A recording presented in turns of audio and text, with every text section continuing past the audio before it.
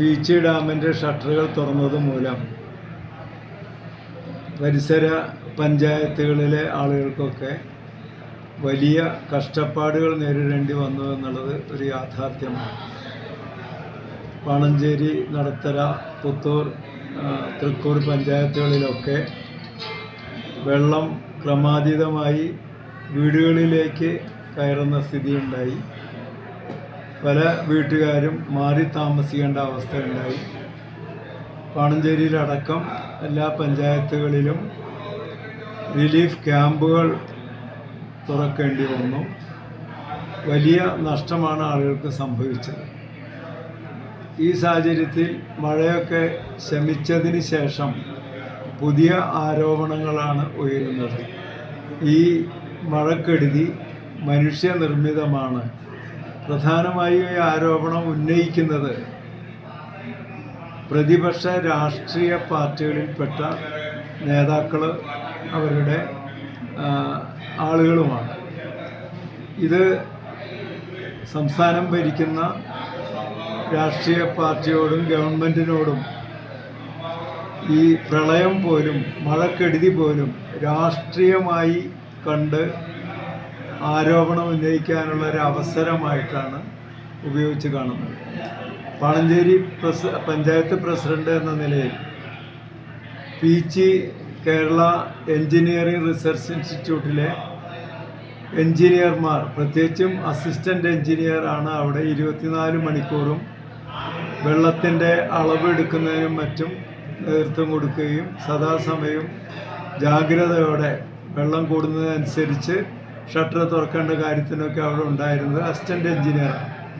ആ assistant engineer ഇടയ്ക്കിടയ്ക്ക് പഞ്ചായത്ത് പ്രസിഡൻറ്റിനെ വിവരം അറിയിക്കുക എന്നുള്ള ഒരു കടമ മാത്രമേ ഉള്ളൂ എങ്കിലും ഇടയ്ക്കിടയ്ക്ക് ഫോണിൽ വിളിച്ച് ഇത്ര വെള്ളം കൂടി എന്നുള്ള വിവരം തരുന്നുണ്ടായിരുന്നു. ഓരോ അരമണിക്കൂറിലുമാണ് അളവെടുത്തിരുന്നത്. പിന്നീട് അതിനേക്കാൾ ഷോർട്ട് ടൈമിലെടുക്കാൻ തുടങ്ങി. 29-ാം തീയതി, ജൂലൈ 29-ാം തീയതി ഉച്ചവരെ കാര്യങ്ങളൊക്കെ സമാധാനപരമായിട്ടാണ് നീങ്ങിയത്. അതിനു മുമ്പ് 27-ാം തീയതി വൈദ്യുതി ഉൽപ്പാദനത്തിന് വേണ്ടി സ്ലോയിസ് ഷട്ടർ തുറന്ന് വെള്ളം പുറത്തേക്ക് ഒഴുകിയിരുന്നു. ഒരു ദിവസമാണ് അങ്ങനെ വെള്ളം വിട്ടത്. അത് കഴിഞ്ഞ് വൈദ്യുതി ഉൽപ്പാദന കേന്ദ്രത്തിൻ്റെ സാങ്കേതിക തകരാറ് മൂലം അത് നിർത്തിവെച്ചു. 29-ാം തീയതി ഉച്ചയ്ക്ക് ശേഷം തുടങ്ങിയ മഴ വളരെ കടുത്ത രീതിയിലാണ് പീച്ചി റിസർവോയറിൽ വെള്ളം വർദ്ധിക്കുന്ന സാഹചര്യം ഉണ്ടാക്കിയത്. വൃഷ്ടി പ്രദേശത്ത് കൂടുതൽ മഴ ലഭിക്കുമ്പോഴാണ് ഡാമിൽ വെള്ളം പെട്ടെന്ന് കൂടുന്നത്. 29-ാം തീയതിക്ക് മുമ്പുള്ള ദിവസങ്ങളിൽ നമ്മുടെ നാട്ടിലൊക്കെ നല്ല രീതിയിൽ മഴ കിട്ടുമ്പോഴും പീച്ചി ഡാമിൻ്റെ കാച്ച്മെൻറ്റ് ഏരിയയിൽ ആ തോതിലുള്ള മഴ ലഭിച്ചിരുന്നില്ല.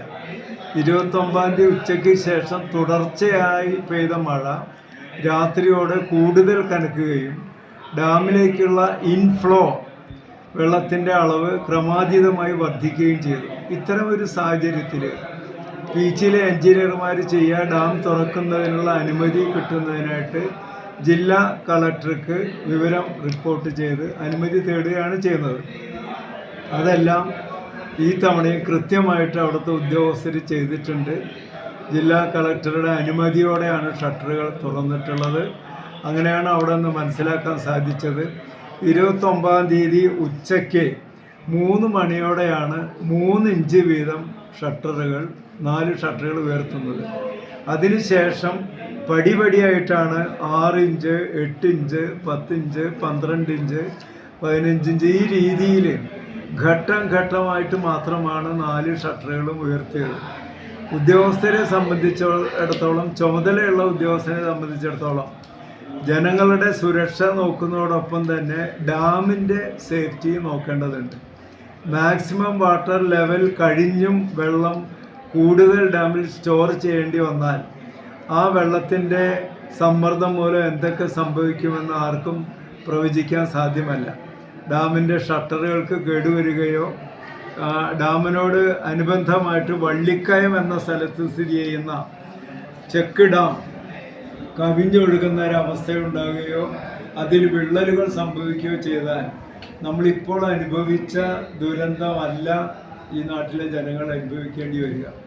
അവിടുത്തെ ചുമതലയുള്ള ഉദ്യോഗസ്ഥർ ചെയ്തത് ഡാമിന് കേടുപാട് കൂടാതെ നിൽക്കണം, മനുഷ്യനെ നിയന്ത്രിക്കാൻ പറ്റാത്ത രീതിയിൽ അനിയന്ത്രിതമായിട്ട് വെള്ളം ബണ്ട് പൊട്ടിയോ ഷട്ടർ കേടുവന്നോ പുറത്തേക്ക് ഒഴുകുന്ന ഒരു സാഹചര്യം ഇല്ലാതെ നോക്കേണ്ടതും അവരുടെ ഉത്തരവാദിത്തമാണ്.